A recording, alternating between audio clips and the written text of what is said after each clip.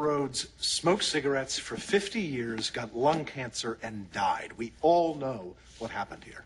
We also all know this death. Everybody in this room knows somebody who has fought the same battle and died. This agonizing, brutal, excruciating.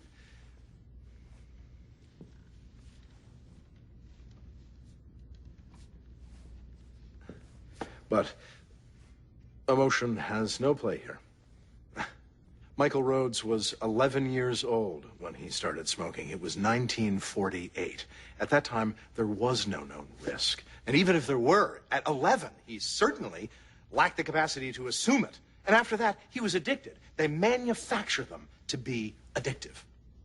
In just the last few years, they've increased the amount of nicotine in the average cigarette by 11.6% to make them even more addictive.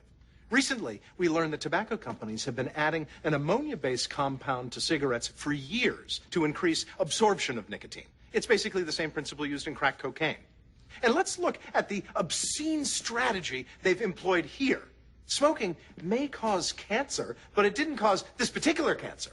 It wasn't our cigarettes, or it was genetic, or asbestos, or a paper mill. Never did they take responsibility, ever. And God forbid, if you sue them, they'll bury you. And your lawyer. They might even depose your doctor to death for good measure.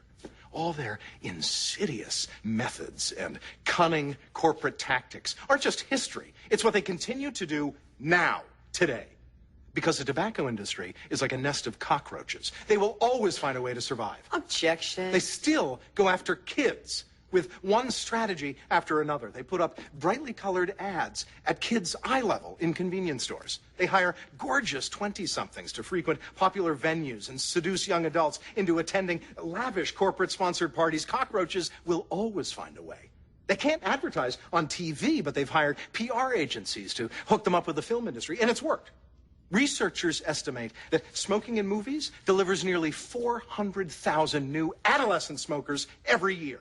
Every time you try to kill the cockroach, it finds another way. It has to, because when you make a product that kills off your consumers, you have to find a way to recruit new customers. They've now got a new feminized version of the macho Camel brand, using slogans like light and luscious, with hot pink packaging.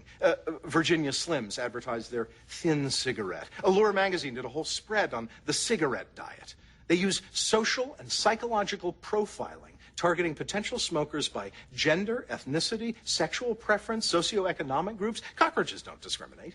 Their CEO comes into this courtroom gloating over their anti-smoking campaign, which is designed to get kids to smoke. In 2005, they spent more than $15 billion on advertising and promotion. That's a 225% increase from 1998, and they have the audacity to declare they're trying to discourage smoking. This is not how corporations with a conscience behave. How in God's name are cigarettes even legal? Can anybody tell me that? They are a deadly concoction of carcinogens that damage every single organ in your body. Why do we not ban them? Because it's a free country. Because freedom of choice is an American ideal worth somebody dying every 6 seconds? How can any company, especially one with such a conscience no less, knowingly manufacture a product that poisons its users and make that product look cool and hip and sexy and fun so they can get children? How can any attorney defend a company that would do such a thing? And how can any society tolerate it? But we do. There is no conscience at Big Tobacco.